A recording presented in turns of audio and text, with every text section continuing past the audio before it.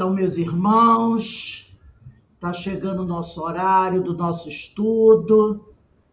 Hoje, dia 28 de abril, 28/4/2022, nós estamos aqui na Sociedade de Estudos Espíritas Francisco de Assis, o Núcleo Jesus Gonçalves, aqui em Petrópolis, no bairro do Morém, para mais uma oportunidade de estudos. Essa casa é uma casa que estuda bastante, até porque tem muita gente com titânio, com isso, com aquilo, que precisa de elevação espiritual. Então, a gente estuda bastante para salvar essas almas, né? Então, o livro de estudos de hoje é o livro Universidade dos Carismas. Antigamente pegava outra coisa, né? Antigamente pegava a lança. Agora é o livro. Aí agora você veja só, essa Bíblia eu ganhei no meu casamento. E agora eu estou usando pra caramba. Olha o tamanho dela. Beleza, maravilha. Deve ter. Gente, ela é ótima, a letra é grandona, olha só. Beleza. Menina, mas eu estou usando direto. Viu? E ela não Nunca é tarde, né? Não, e usando essa Bíblia não vai precisar usar titânio. Então, gente, Pois é. Universidade dos Carismas é o nosso estudo das quintas-feiras, às 17 horas. Nós estamos no capítulo 1, não é? Não, minto, capítulo 2, mini biografia da companheira Regina, que é uma médium que o Hermínio Miranda dá o nome de Regina. E nós estamos estudando o item 18, o crivo da razão. Mas antes de nós iniciarmos aqui o nosso estudo, vamos fazer a nossa prece. Lembrando a todos que eu pedi o livro dos médiuns, o livro Missionários da Luz, já deixando aberto no capítulo 17, e a Bíblia, tá? Novo Testamento. Então, nesse momento em que estamos reunidos aqui, online, com esses irmãos queridos, queremos, Senhor, agradecer a oportunidade que o Senhor nos concede de aqui reunidos podermos crescer, aprender um pouco mais e buscar auxiliar, Senhor, os nossos irmãos dentro das nossas possibilidades, que ainda são poucas, mas já temos algo a oferecer. Então, que nós possamos auxiliar esses irmãos. E temos muito a te agradecer, Senhor, e aos amigos espirituais e ao Mestre Jesus por essa oportunidade bendita. E aqui, quando eu estava fazendo a prece e olhei para baixo, eu vi uma mensagem num marcador de livro do Espírito do Evangelho, que eu vou ler aqui rapidinho, é pequena. Diz assim, é uma mensagem do Espírito da Verdade, que diz assim: os que carregam seus fardos e assistem os seus irmãos são bem-amados meus. Instruí-vos na preciosa doutrina que dissipa o erro das revoltas e nos mostra o sublime objetivo da aprovação. Espírito da Verdade, Evangelho segundo o Espiritismo. Então, vem bem a calhar com a nossa prece, com as nossas intenções. Então, envolvidos por essas vibrações amorosas, queremos te pedir, ó Pai, essa oportunidade para que nós possamos iniciar os nossos estudos do dia de hoje. Graças a Deus. Eu achei linda essa mensagem, que estava aqui há muito tempo já, tipo assim, 20 anos. E boa tarde, Ana. Ana Paula, boa tarde para todos. E agora eu bati os olhos para ler e eu vou repetir essa mensagem. Os que carregam seus fardos e assistem aos seus irmãos são bem-amados meus. Instruí-vos na preciosa doutrina que dissipa o erro das revoltas e nos mostra o sublime objetivo da aprovação humana. Essa mensagem está no marcador de livro do CEOI, que dava o calendário dos encontros do CEOI que aconteceram no ano de 2003. 2003, tá? Então, realmente, são 19 anos, né? Quase 20 anos aí. 19 anos desse marcador, que eu tenho guardadinho aqui dentro desse livro. E ele atrás tem o calendário dos encontros que iam acontecer no COI. E é do ano de 2003. Então, essas lembranças com essa mensagem belíssima aqui. Então, vamos iniciar o nosso estudo? Nós estamos no item 18. No item 18, 1, 2, 3, quarto parágrafo, tá? O crivo da razão, quarto parágrafo.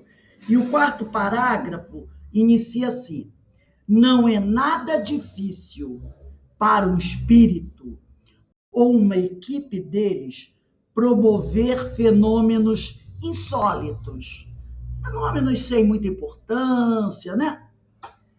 Em grupamentos humanos despreparados, fazer revelações pessoais, prever acontecimentos de pequena monta que acabam por ocorrer mesmo e até promover curas. Então, ele está dizendo que não é nada extraordinário você ver esse tipo de coisa acontecer sem nenhum critério, sem nenhum cuidado, em grupos despreparados, tá? E aí ele vai dizer assim, fazer revelações pessoais, porque a gente sabe que num grupo sério, esse tipo de coisa não deve acontecer, né? Afinal, não é esse o objetivo da doutrina, ficar dando consulta particular para ninguém, né? Então, quando ele diz aqui, não é nada difícil para um espírito, ou uma equipe deles, que às vezes eles não estão sozinhos, promover fenômenos insólitos, fenômenos que não são muito habituais, né? Incomuns, que até chamem certa atenção, em grupamentos humanos despreparados, onde o estudo não é muito habitual, tá? Despreparados. Fazer revelações pessoais, né? Revelações pessoais. Prever acontecimentos de pequena monta, que acabam por ocorrer mesmo, às vezes. E até promover curas. Por meio de tais artifícios, acabam por conquistar a confiança ilimitada dos incautos. Incautos seriam irresponsáveis, né? Pessoas que não estão aí muito atentas às coisas. Daí em diante será simples continuidade, impingindo tranquilamente instruções, impondo rituais, formulando doutrinas exóticas, criando até uma nova seita. Então, quando ele diz impingindo tranquilamente instruções, quer dizer, de certa forma, com certa tranquilidade, obrigando o grupo a aceitar. Porque é o seguinte, de repente você tem ali um grupo de espíritos que se apresentam, né? Dizendo, dando o histórico deles, dizendo que eles são espíritos de muita elevação, por aí afora. E aí eles promovem alguns fenômenos e você, às vezes, cura uma pessoa que está doente. Ou fazem algo extraordinário que a pessoa diz, não, esses espíritos são bons mesmo, olha o que eles fizeram. Então, eles têm essa capacidade de promover fatos que venham a chamar atenção. Por quê? Como é que eles vão conquistar adeptos, inicialmente? É fazendo algo que chame a nossa atenção. Quer ver uma coisa? Quando iniciou-se, né, quando teve início, vamos dizer assim, o movimento da doutrina, como foi que ela chegou? Não foi através da tipologia, das mesas que batiam, pulavam, respondiam questões. Será que se ela começasse assim, do jeito que está? Gente, vamos sentar, vamos começar a refletir, vamos começar a falar. Ela atrairia adeptos? Muito dificilmente. Muito dificilmente. Mas se de repente um pessoal, depois de uma festa, se reúne numa sala e vê em mesas, cadeiras, levitar, cair, bater, né, coisas extraordinárias, o pessoal ia ficar assim, né? Que fantástico, ó. Ia encher, ia atrair a atenção das pessoas. Como é que Kardec foi bater numa reunião dessa? Porque um amigo, participando dessas reuniões, sabendo que Kardec era um pesquisador, Kardec não, Hipólito Leão Denis Arrivaio, que ainda não existia Kardec, era um pesquisador, esse companheiro já devia ser um estudioso de magnetismo também, foi lá bater na porta de Kardec, ó, quero levar você para ver um negócio aí, uma coisa insólita, comum. Kardec foi, olhou, no início achou que não era bobagem, mas depois ele foi novamente, e aí começou a perceber certas coisas que outros não percebiam. Porque o olhar muito observador, de pesquisador, foi percebendo alguma coisa. É a mesma coisa aqui. Esses espíritos querem conquistar território. Eles têm que oferecer alguma coisa. Eles oferecem. E essas pessoas são pessoas que estão preocupadas apenas com aquilo, com esse fenômeno. E quanto mais fenômeno eles oferecem, mais participantes eles vão conquistando. E as pessoas acabam ficando, entre aspas, escravas deles, né? E aí o que ele diz aqui, impingindo tranquilamente instruções. Aí um deles chega e diz assim, vamos fazer isso? Aí aquela pessoa que tem pouco estudo, vamos, afinal, né? Ele curou a minha mulher, ele curou a minha irmã, ele curou a minha vizinha, ele fez um negócio aqui, né? Uma coisa extraordinária, vamos. Ele está dizendo que é fulano de tal. E aí começa impondo, aí começa a impor rituais, começa a formular doutrinas exóticas e cria até uma nova seita. Aí eu lembro do Paulo de Tarso, da preocupação do Paulo, lá na carta aos Colossenses, preocupado com um grupo que estava querendo implantar filosofias estranhas entre o grupo lá da cidade de Colossos. Aí, continuando aqui, o texto do Hermínio. A habilidade e a malícia de alguns desses espíritos só é superada pela ingenuidade e excesso de confiança dos encarnados que a eles se submetem. Quer dizer, o que é maior do que eles é a inocência das pessoas. Né? Então, veja a sua situação. Aí o Hermínio diz, sei de caso em que se identificaram para uso externo com nomes modestos e anônimos.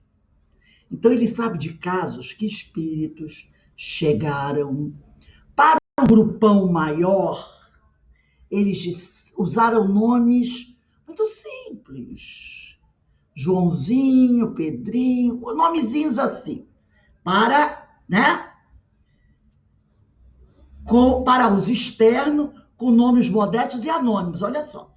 Revelando, contudo, a uns poucos iniciados suas verdadeiras identidades. Estas, sim, rotuladas com alguns nomes do maior relevo histórico. Então, primeiro, eles chegaram, claro, naquele local, conseguiram implantar uma nova seita ali,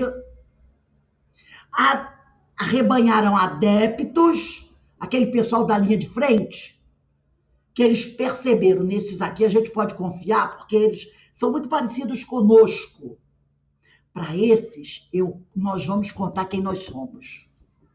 Agora, para a maioria do povo que vinha aqui esperando só um fenômeno, para isso a gente vai botar um nome aí, de repente, mãe não sei o quê, tio não sei das quantas, entendeu?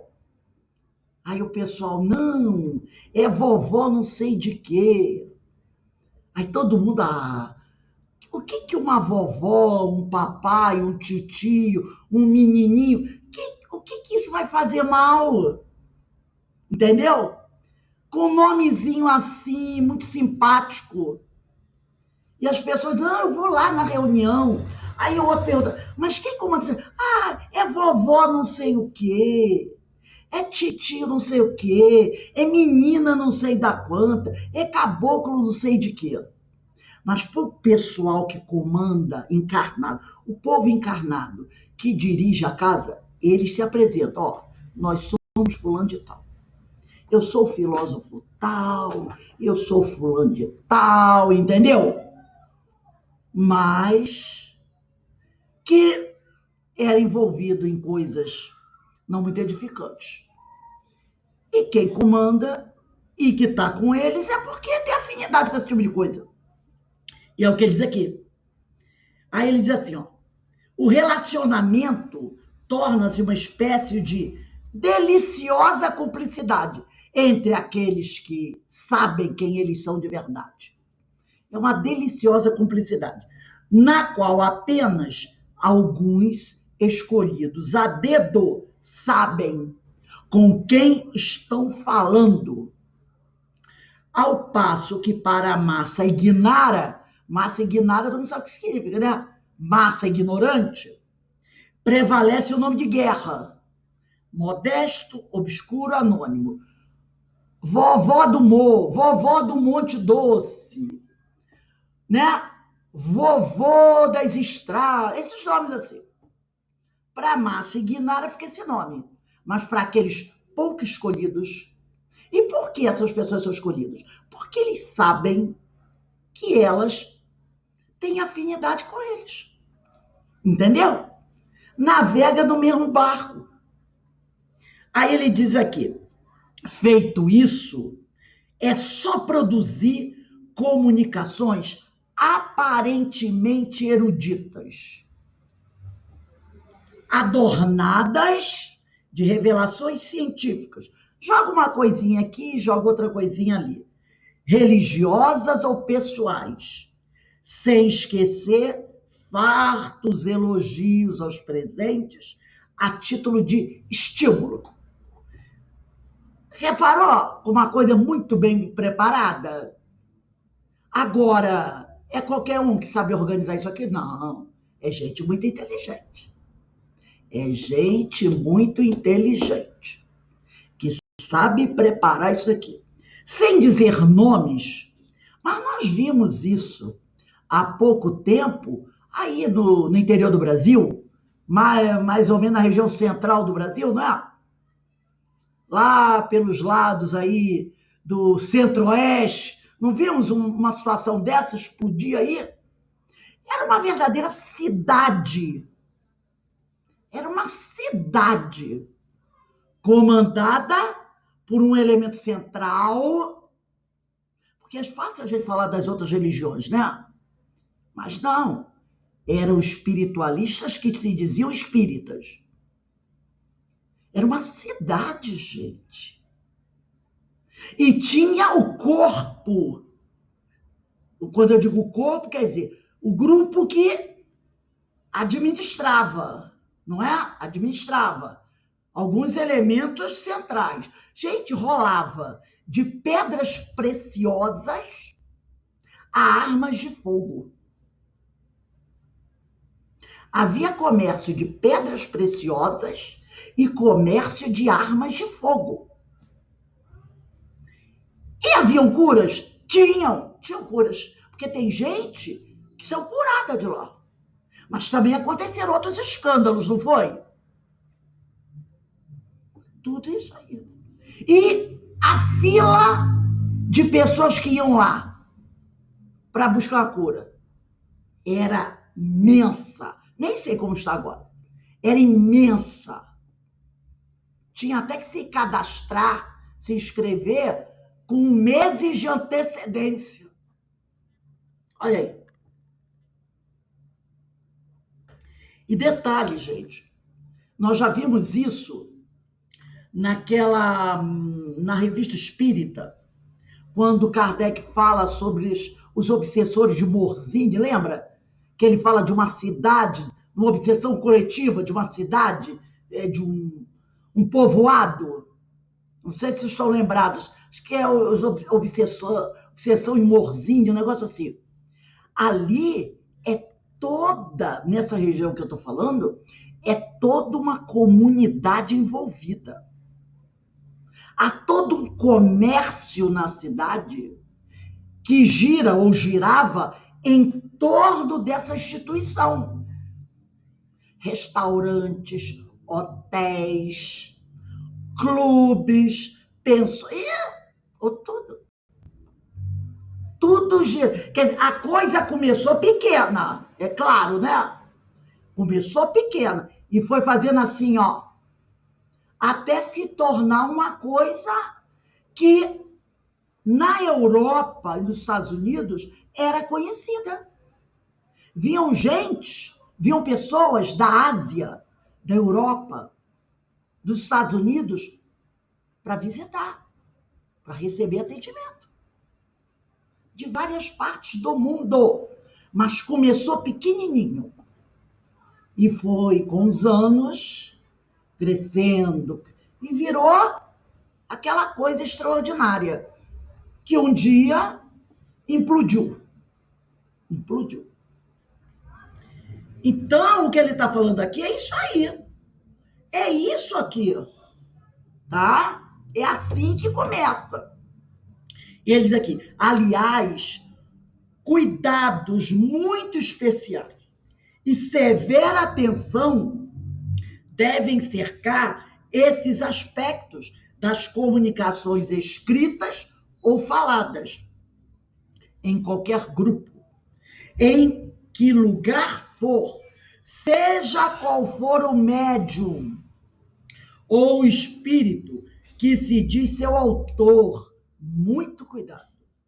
Cuidado com revelações mais ou menos sensacionais, com informações acerca de vidas anteriores dos componentes do grupo e principalmente dos elogios que o destinatário quase sempre considera justos e merecidos, mas que trazem o sutil e insidioso excitante da vaidade pessoal. Vaidade essa que todos nós temos. Todos nós temos essa vaidade. Então, eles, naquele filme O Advogado do Diabo, termina assim, né? Vaidade, vaidade. Esse é o pecado que eu mais gosto. Então, em mais de 2 décadas de trabalho, junto a grupos mediúnicos, nunca ouvi Hermínio falando de qualquer amigo espiritual ou elogio sequer. Ele nunca ouviu. Seria porque não correspondia às suas expectativas? É possível, mas se assim fosse, ter-me-iam dito, com a mesma serenidade, educação e firmeza, que era melhor encerrar as tarefas ou procurar outros. Se uma vez ou outra mostraram-se agradecidos pela nossa modestíssima colaboração, limitaram-se a dizer que o trabalho era do Cristo, sem o qual não poderia ter sido jamais feito, e, portanto, os resultados também a ele pertenciam. E devíamos estar muito felizes por servir, dado que o serviço por si mesmo já é um privilégio. Então, muito poucos orientadores espirituais dele o elogiaram, muito pouco. E quando a coisa estava boa, estava indo muito bem, eles diziam assim, ó, deem-se felizes, porque o resultado está bom, mas lembra, o trabalho é do Cristo, tá? E se vocês conseguirem isso tudo, vocês se deem por felizes, por poderem participar disso. A participação já é um mérito, já é um privilégio. Não estamos fazendo favor a ninguém especial, senão a nós mesmos. Ainda mais que cada tarefa tem, invariavelmente, sua própria lição, implícita ou explícita. É na imperfeição alheia que se reflete a nossa própria, como num espelho baço, mas suficiente para nos contemplarmos em toda a nossa inadequação. Não há, pois, de que se orgulhar. Portanto, cuidado com os elogios, os segredos, as identificações, as revelações e as profecias. Não confundir com estímulo, tá, gente? Estímulo é bom. Sempre você dá um estímulo àquele amigo pelo trabalho que ele está realizando. Ele não tá dizendo aqui que ele é contrário ao estímulo. O estímulo é saudável. Você dizer, poxa, eu gostei do seu trabalho, muito legal. Isso é um estímulo. O elogio é quando a coisa começa a ficar meio pegajosa, né? Aqueles elogios muito carregados, né? É quase uma palestra o elogio. É aí que você tem que tomar cuidado com esse tipo de coisa, né? E como ele diz aqui, estar no trabalho não significa que a gente esteja fazendo favor a ninguém, senão a nós mesmos. Né? Nós estamos nos ajudando a crescer, a melhorar. Em cada trabalho que a gente realiza, de alguma forma, nós vamos tirar o ensinamento. Às vezes o ensinamento é bem explícito. Você olha e sente logo a pancada. Às vezes não. Você vai percebendo aos poucos o auxílio que aquilo tem trazido para você, tá? Então, ele chama atenção para isso. Aí vamos aqui, alguém gostaria de comentar alguma coisa desse item 18?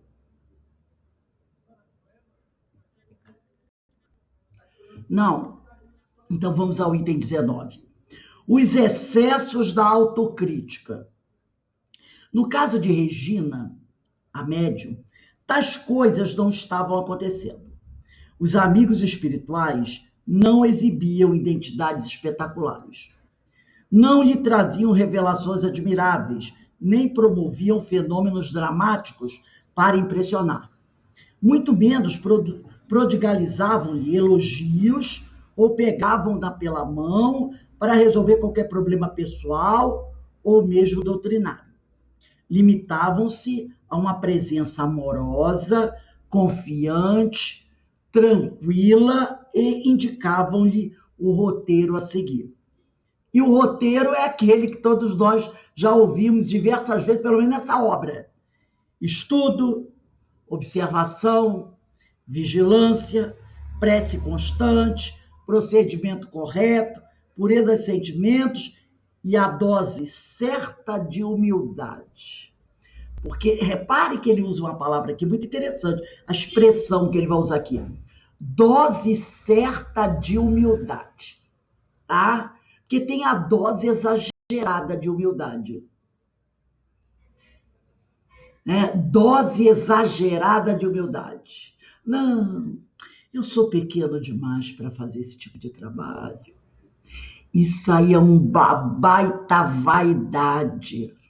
Porque tem gente que fala, né? Ah, não, eu ainda não estou preparado para fazer esse trabalho. Não. Escolhe outro. Sabe essas coisas assim que você de vez em quando escuta? Isso aí é uma tremenda prova de vaidade. O cara quer começar aqui, ó, lá em cima. Todo mundo, quando começa, corre o risco de errar. Faz parte. Entendeu? Então, é aquela coisa. Ele usa essa expressão aqui muito interessante.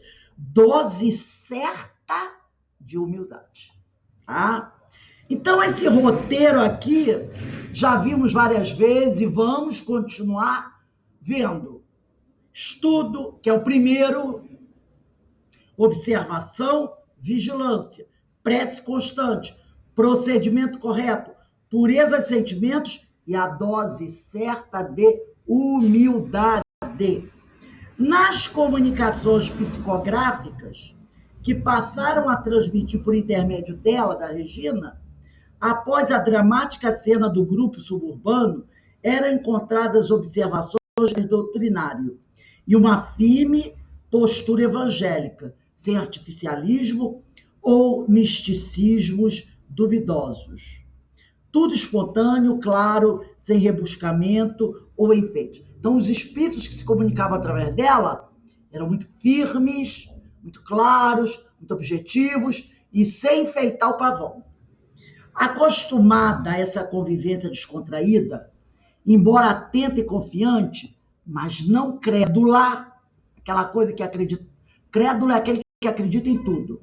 Regina ficou chocada com as suspeitas de que passou a ser alvo, quando começou a exercer aquelas mesmas faculdades do centro, que lhe foi indicado por quem tinha condições para isso. Já vimos que se tornou insegura e muito crítica quanto à sua própria mediunidade. É o tal do excesso de autocrítica, né? Ela passou a ter um excesso de autocrítica, o que acaba não sendo muito bom. É até um ato, e até um tanto inibida quanto ao seu exercício, que até então fora controlado, mas descontraído. Depois que ela passou a receber, a frequentar esse centro, as coisas ficaram meio engessadas, né? Ela sempre foi muito controlada, mas ela era descontraída. Agora não, ela ficou meio engessada. Isso foi um grave equívoco de seus supostos orientadores e um sério problema para ela. É certo que o médium deve ser tão impessoal quanto possível na avaliação de suas faculdades. Então é aquela coisa, ele tem que ser frio, bem objetivo, direto, sem passar a mão na própria cabeça. E do processo, seu exercício. Isso aqui é importante. É certo que o médium deve ser tão impessoal quanto possível na avaliação de suas faculdades e do processo do seu exercício.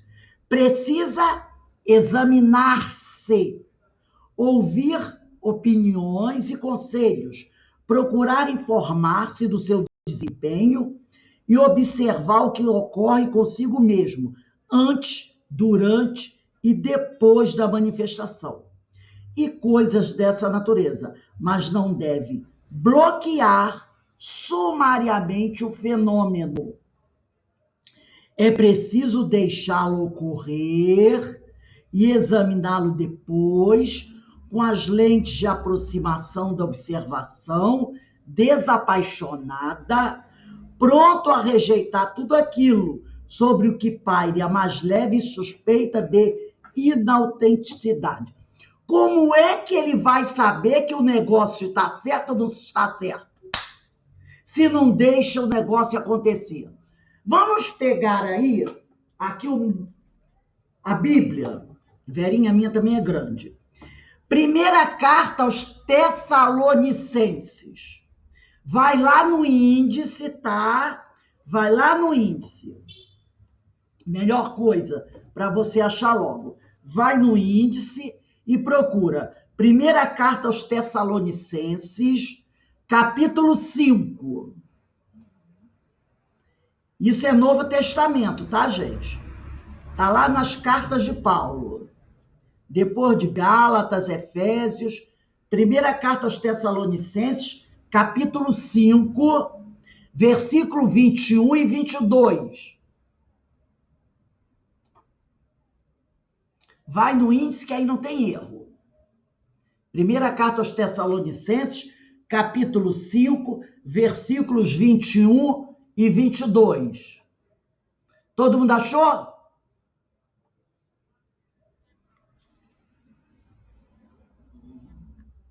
Ana Paula, você pode ler para a gente? Lê devagar, porque às vezes as Bíblias são um pouquinho diferentes. Rosa, ainda não achei, não. Eu estou procurando aqui. Se alguém achar.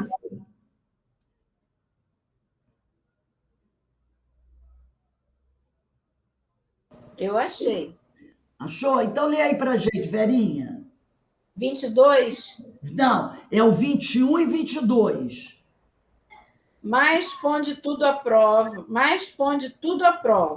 retende o que é bom. Abstende-vos de toda espécie de mal. Carmen Matos, pode ler também para a gente? Peraí, é capítulo 5, né, da primeira Capítulo carta? 5, versículo 21 e 22. Ah, tá bom. Lê também para a gente pegar um texto diferente. Assim, 22 agora, né? 21 e 22. Examinai tudo, retende o bem, abstende-vos de toda aparência do mal. Então, olha só, o meu diz... Ana Paula, você achou? Lê o seu aí. Qual item que você quer que eu leia? 21 e 22. 23? 22? 21 e 22. 21 está assim: examinai tudo com discernimento, conservai o que é bom, apartai-vos de todo tipo de mal. Percebeu o que ele está dizendo, Paulo, aqui? É isso. Nós temos que ter a oportunidade de conhecer as coisas. Mas ele diz o quê? No meu diz, na minha Bíblia diz, certificai-vos de todas as coisas. Examine as coisas. E aí você vai aproveitar, ficar com o que é bom. É o que o Hermínio diz aqui, ó. É preciso deixar o fenômeno ocorrer e examiná-lo depois, com as lentes de aproximação da observação, desapaixonada, pronto a rejeitar tudo aquilo sobre o que paire a mais leve suspeita de inautenticidade. É o que Paulo falou, no meu diz assim, certificai-vos de todas as coisas, apegai-vos ao que é excelente, abstende, quer dizer, abre mão de toda forma de iniquidade. Paulo diz isso aí, que você não tem que, de cara, repudiar, você tem que examinar. Examine tudo. E aproveite o que é bom. E o que não for bom, você joga fora. Vamos dar uma olhadinha também, um pouco mais à frente dos Tessalonicenses, eu queria que vocês pegassem a primeira epístola de João. Fica uns 2 livros depois dos Tessalonicenses. Primeira carta de João, capítulo 4. Fica um pouco depois. Vai passar Tessalonicenses, Tito, Timóteo, Hebreus, e aí vem João, Pedro e João. É um pouco depois. Primeira carta de João.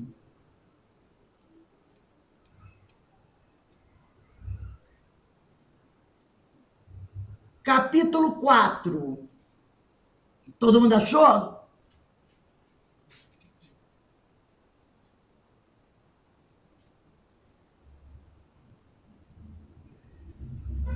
Ideína, lê pra gente aí. Capítulo 4, versículo 1. O espírito do erro e da verdade. Caríssimos, não acrediteis em qualquer pessoa, mas examinai os que se apresentam, para ver se são de Deus, porque muitos falsos profetas têm vindo a este mundo. Só um. Tá bom. Ana Constantino, lê o seu aí. 4:1.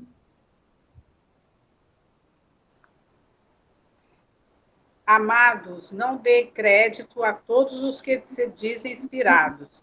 Antes examinei os espíritos para saber se vem de Deus, pois no mundo já apareceram muitos falsos profetas. Para saber se alguém é inspirado por Deus, siga esta norma e fala da parte. Só um versículo. Então, a mesma coisa. Examine, tá?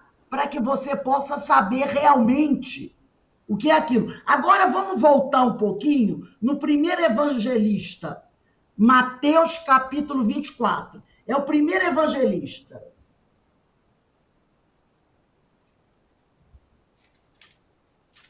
Mateus capítulo 24.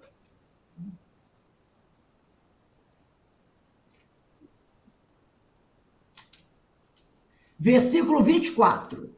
Primeiro evangelista, Mateus 24, 24.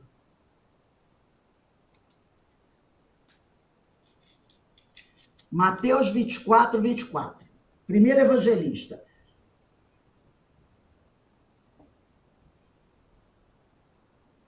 Mateus capítulo 24, versículo 24. Lê para a gente aí, Eloá.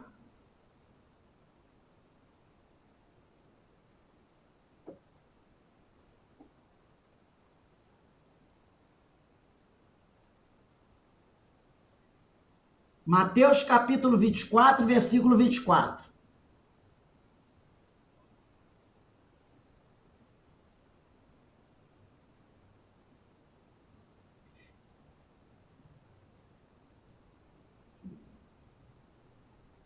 Mateus é o primeiro dos evangelistas.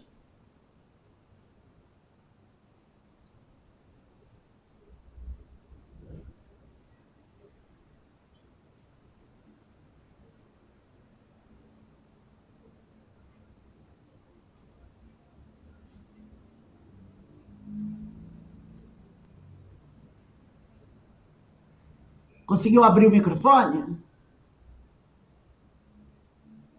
Não. Abriu. Abriu. Qual é o capítulo? Capítulo 24, versículo 24. 24. Já vou. Ai, meu Deus. 24. 17, 19, 20, 21, 23, 24, né? Isso. Ok, desculpa a demora aqui, mas... Por que surgirão falsos cristos e falsos profetas, operando grandes sinais e prodígios para enganar, se possível, os próprios eleitos? Os próprios eleitos. Então, olha aí. É o que ele está falando aqui. Que nós tenhamos cuidado, que a gente preste atenção, mas eles não dizem para você não entrar em contato.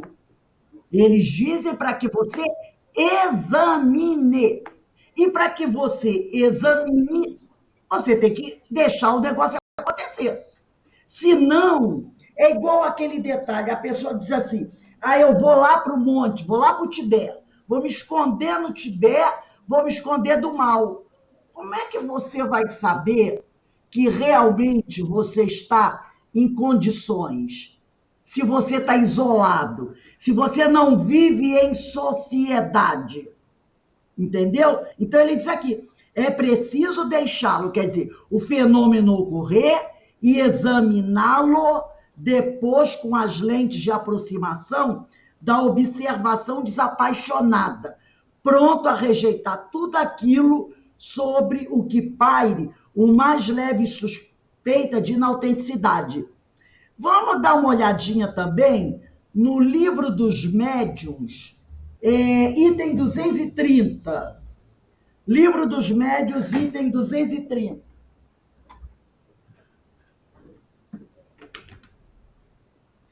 No 230, quinto parágrafo.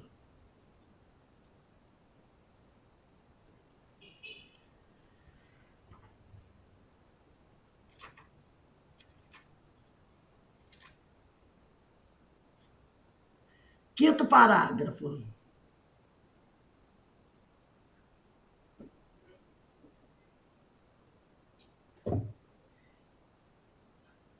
Lê para a gente aí, Carmen.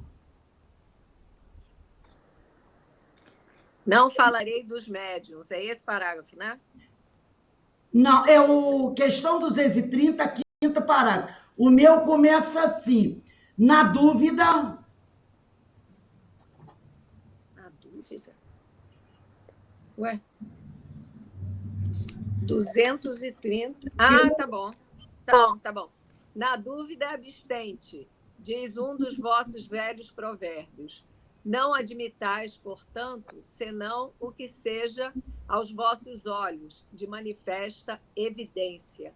Desde uma opinião nova venha a ser expedida, por pouco que vos pareça duvidosa, fazei-a passar pelo crisol da razão e da lógica, e rejeitai desassombradamente o que a razão e o bom senso reprovarem.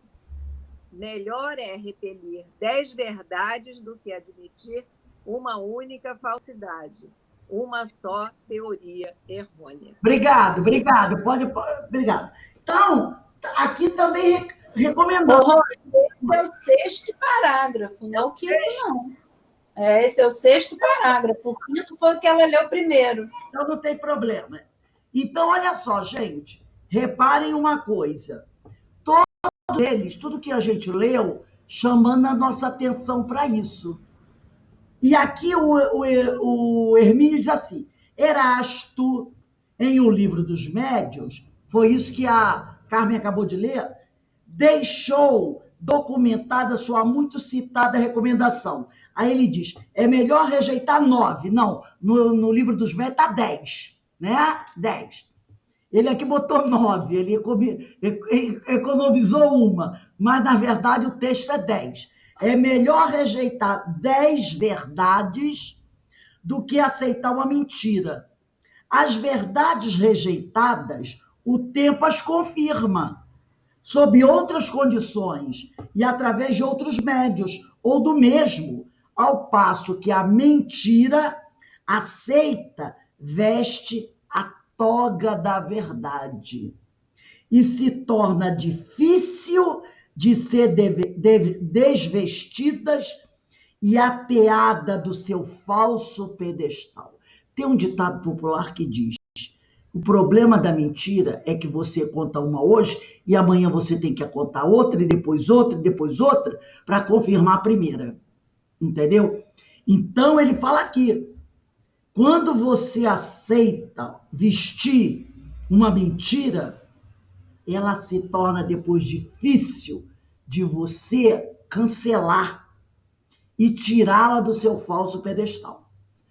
Isso aqui me veio à cabeça, é a famosa história de quando você pega um companheiro e você o endeusa. E você o endeusa e ele não tem nada a ver com isso, tá? Que o problema é seu, que você que endeusou. E aí você endeusa, e o outro endeusa, e o outro endeusa. Daqui a pouco tem uma multidão endeusando aquele companheiro. Para você depois desconstruir isso e dizer que o companheiro é apenas um simples mortal, é complicado, é muito complicado. Ainda mais se esse companheiro fizer alguma besteira, fizer algum equívoco, aí vai ficar todo mundo assim, né? Meu Deus, ele fez. Sim, fez. Era um mortal como outro qualquer. Vocês que erraram ou colocá-lo no pedestal. Então é complicado. Às vezes as pessoas fazem isso. Colocam um companheiro no pedestal, aí depois, com o passar dos anos, você percebe que é gente como a gente. Mas tirar esse pedestal é complicado. Rose. Oi, pode falar. Além do caso, né, de deusar as pessoas, né, e aí vem a decepção, aí a pessoa que tem aquela decepção culpa a crença. Ah, não vou sair dessa crença porque eu me decepcionei com uma pessoa que eu achava que era assim, assado. Aí já joga a culpa na religião, né? E o problema é nela e em Deus, que deusou a outra. Santificou uma pessoa que tem todo...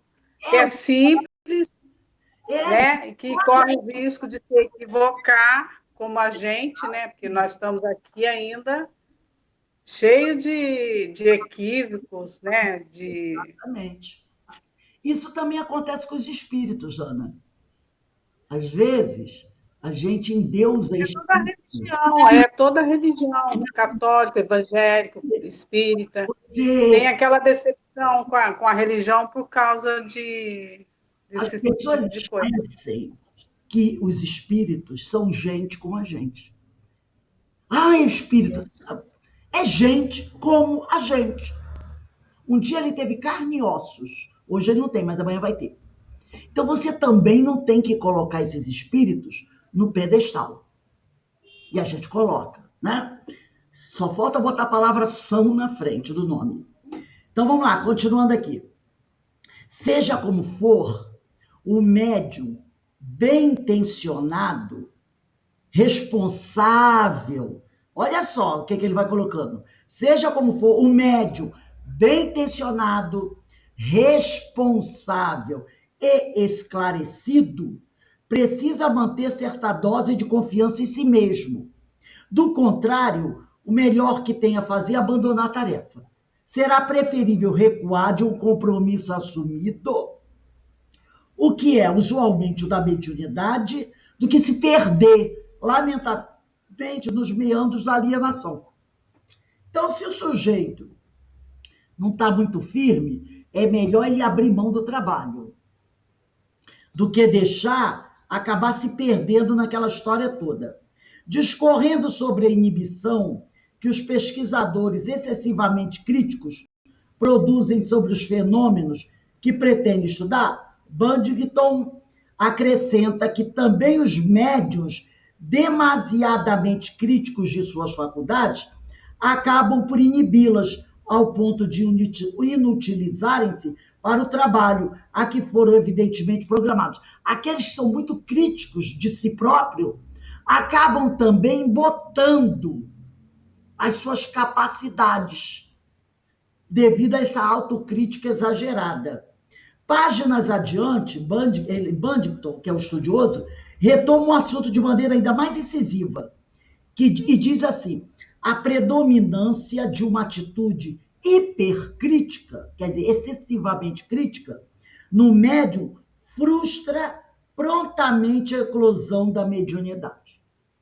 Então, quando a pessoa é muito crítica das suas potencialidades, ela acaba também frustrando a eclosão dessa mediunidade. Acha ele, entendo, diz Hermínio, que com toda a razão, que a exagerada e obsessiva atitude crítica do médium gera no seu íntimo uma corrente de pensamento negativo que antagoniza o fenômeno nas suas próprias fontes. É aquele, não, isso não vai dar certo, não, eu sou muito incapaz, não, eu não estou preparado. Então, realmente, a coisa não vai avançar. Correto isso, mesmo porque o campo de trabalho do médium, como temos visto, é o pensamento. Então, esse pensamento do Buntington está certo. Porque qual é a fonte, né? O campo de trabalho do médium não é o pensamento? Se ele começa a trabalhar de forma negativa o pensamento dele, dali nada vai sair.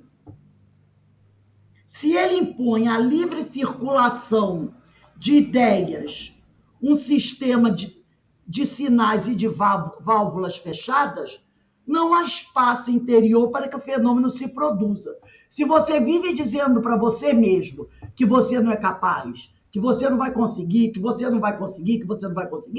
realmente você não vai conseguir. Porque você cria um bloqueio. Tá? Você cria um bloqueio. É preciso, portanto, que o médium desenvolva suas faculdades, procure afinar seu instrumento. Já falamos sobre isso na aula passada. Uma das formas de afinar é através do estudo, né? Nós falamos sobre isso na outra aula. Através do estudo, da mudança de comportamento. E aí, na outra aula, ele falou assim, ó, é preciso o médium integrar-se em grupo dos quais precisam para afinar a instrumentação. Então, que o médium procure se modificar, fazer boas leituras, estudar, trabalhar. Então, assim ele vai afinando, né, a sua mediunidade. Então, como ele diz aqui, é preciso, portanto, que o médium desenvolva suas faculdades, procure afinar seu instrumento, aperfeiçoe constantemente seus métodos de trabalho e o faça em constante regime de vigilância. A atitude crítica final deve ficar reservada para avaliar os resultados e não para bloquear o processo em si. Tá? Somente se os resultados forem consistentemente insatisfatórios, então sim, é preciso voltar ao mecanismo, ao sistema, à instrumentação da mediunidade para reexaminá-los de ponta a ponta, passo a passo, a fim de identificar e corrigir desacertos. Então, se o resultado do trabalho for um desastre, né?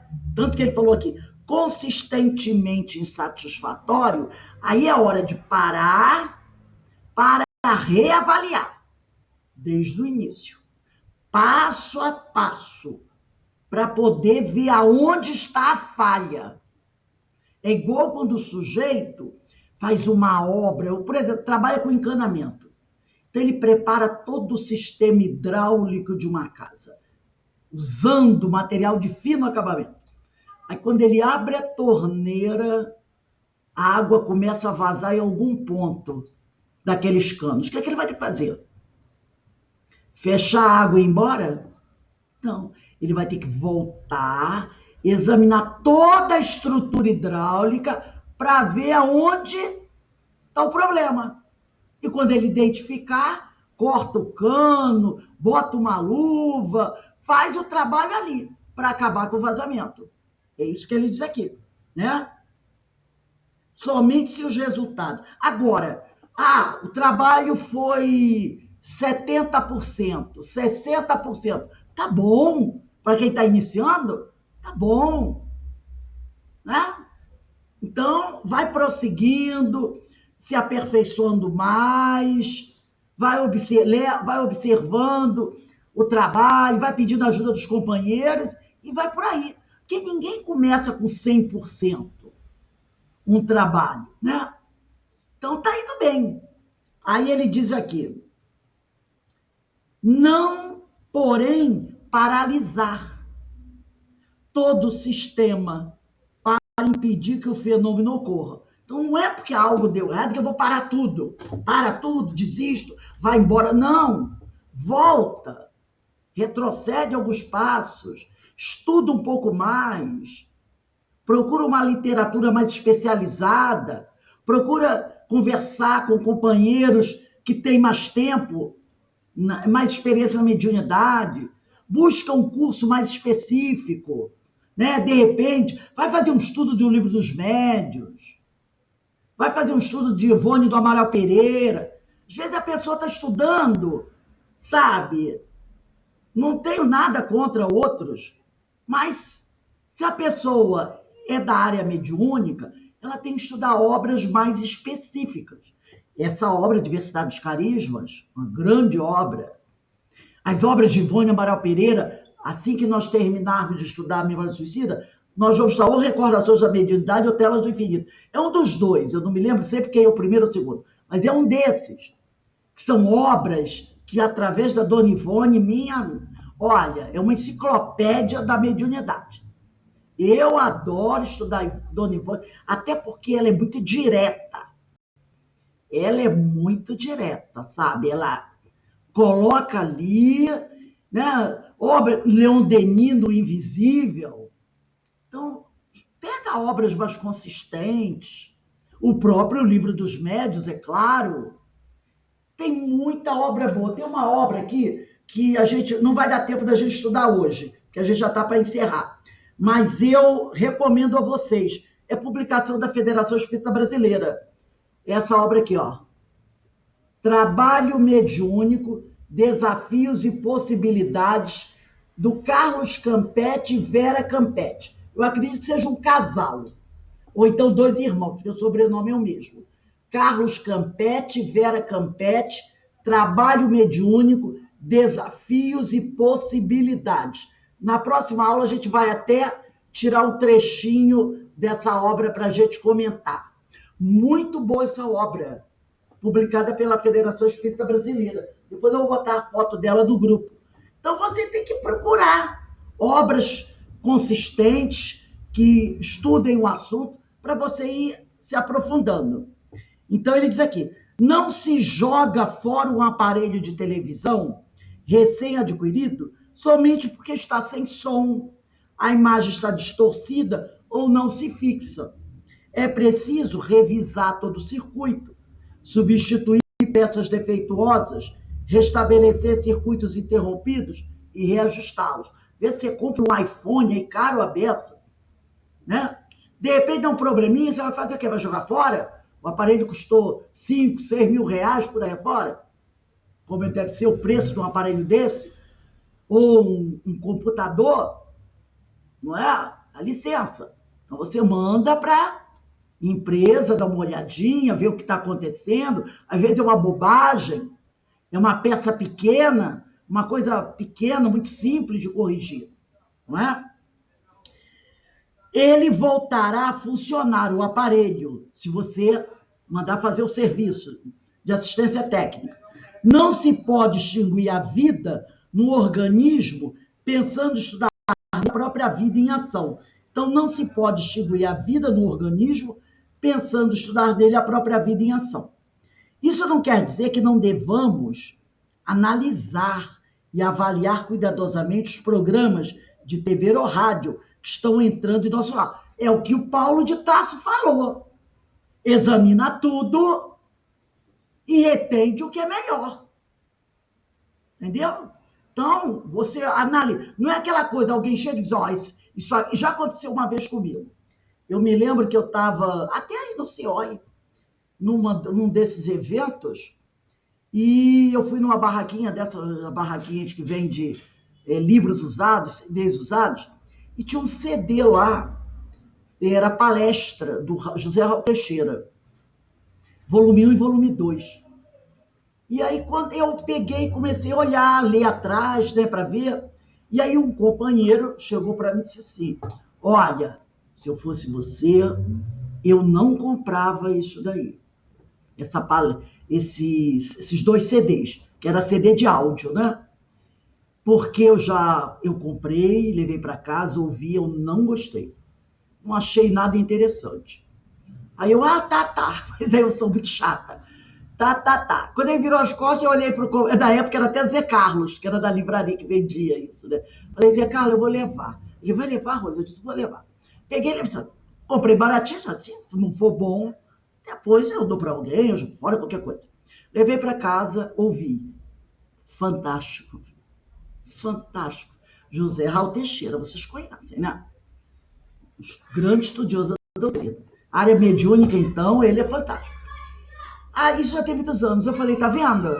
Se eu não examinasse, de repente, ali não havia para o companheiro o que o interessasse. Mas para mim tinha. Então, eu não posso simplesmente, porque o outro falou isso. Eu tenho que fazer o que o Paulo falou. Examina, verifica e retém o que for de bom. O que não for bom, você descarta. Quantas obras, às vezes, a gente pega, livros, que tem muita coisa boa, mas às vezes tem uma coisa ou outra que não te agrada. Você vai condenar o livro todo por causa disso? Não. Às vezes tem um parágrafo, tem uma opinião do autor que você não concorda. Não tem problema, a obra é boa. Mas naquele ponto a gente discorda. Deixa para lá e segue avante. Continua a ler. Então ele diz aqui, isso não quer dizer que não devamos analisar avaliar cuidadosamente os programas de TV ou rádio que estão entrando no nosso lar. Devemos sim. Sim, é preciso fazê-lo e é até possível que nos vejamos ante a contingência de desligar o aparelho para sempre, se chegarmos à conclusão de que todos os programas que chegam à nossa casa são indesejados. Eu não digo fazer isso, mas tem muito programa que a gente nem assiste mais, não é? Tem programas que a gente não assiste mais, mas isso não quer dizer que todos os programas sejam ruins. Tem muita coisa boa. Tem muitos documentários muito interessantes na televisão. Agora, tem coisas também que não valem a pena. Então, você vai condenar todos os programas por causa disso? Claro que não. Assista os que te interessam e deixa de lado os que não forem interessantes. E ele diz aqui, mas para que saibamos se são ou não indesejáveis, é preciso deixá-los vir. É preciso assistir, pelo menos um pouco, para saber. Como é que você vai saber que o programa é bom ou não, se você nunca assistiu? Assiste. Não, realmente esse programa não é bom, não vou assistir mais. Tá? Senão, você vai ficar julgando sem conhecer. Isso é a pior coisa que existe. Você julgar alguma coisa sem conhecer. Aí ele diz aqui, ó, como na comunicação mediúnica, a crítica é a posteriori e não a priorística. A crítica deve ser feita após e não antes. Tá? Então, você precisa ver o que está acontecendo para poder você fazer a sua crítica. Então, a crítica é a posteriori e não a priorística. Em suma, o exercício da mediunidade responsável e eficiente, e mediunidade responsável e eficiente é mediunidade com Jesus. Tá, gente? Mediunidade responsável e eficiente é mediunidade com Jesus, porque tem mediunidade sem Jesus. A gente cansa de ver pelos postes das cidades, não é? Tá lá, tem um monte de exemplo de mediunidade sem Jesus, aquela que estão nos papeizinhos colados dos postes e nas plaquinhas. Então, ele diz aqui, o exercício da mediunidade responsável e eficiente deve resultar de um equilíbrio entre crítica vigilante de um lado e confiança não menos vigilante do outro. Eu confio, mas confio vigiando. Não é porque eu confio que eu vou deixar de vigiar. Como em tantas outras situações na vida, aqui também o radicalismo das posições é igualmente desastroso. Qualquer radicalismo é desastroso. E na mediunidade também. Tanto no extremo como no outro. Nem confiança exagerada, nem autocrítica obsessiva. Realmente, gente, olha, eu vou dizer para vocês, Hermínio de Miranda, nesses textos, ele tem sido maravilhoso. Pontual, altamente educativo, e aquele que realmente trabalha, se dedica ao trabalho da mediunidade, tem que conhecer essa obra. Tem que conhecer essa obra. Uma obra antiga, mas que muito pouca gente conhece, né? Então, hoje são 28, né? 29, 30, 1, 2, 3, dia 5. Dia 5 é a próxima quinta-feira, não é? Dia 5 nós entraremos no item número 20, o trabalho mediúnico do Centro Espírita. Então, com certeza, Hermínio tem muita coisa para nos trazer, nos orientar sobre isso. Então, para a gente encerrar agora, eu vou pedir... Ana Paula, você pode fazer a nossa prece de agradecimento, por favor? Posso sim, moça, obrigada. Então, que nesse momento possamos unir nossos corações, nossos pensamentos a elevar a Deus, nosso Pai, ao Mestre Jesus, a toda a espiritualidade amiga desta casa, que nos acolhe, agradecendo por mais uma tarde de noite de estudo, por tantas reflexões, por todo o envolvimento amoroso junto a nós, nos nossos lares, e rogando que possamos dar continuidade aos estudos, à palestra, todas as atividades que a casa vai nos proporcionar, com pensamento firme e confiante, sempre na mente do Senhor Jesus em nossos corações. Possamos encerrar mais esse estudo, gratos, que assim seja. Graças a Deus. Nós Ô, Rose, Oi, pode falar. ó, eu também tenho, tá? Ah, você também tem, é. Eu também tenho, tá? Olha aqui, ó. 20 aninhos, apenas. Eu também. É isso. Bem, gente, olha, hoje, às 19h30, nós receberemos aqui a nossa irmã Maria Martorelli, no nosso painel espírita, que vai falar sobre educação espiritual, agente de transformação e superação. Realmente um tema muito bom.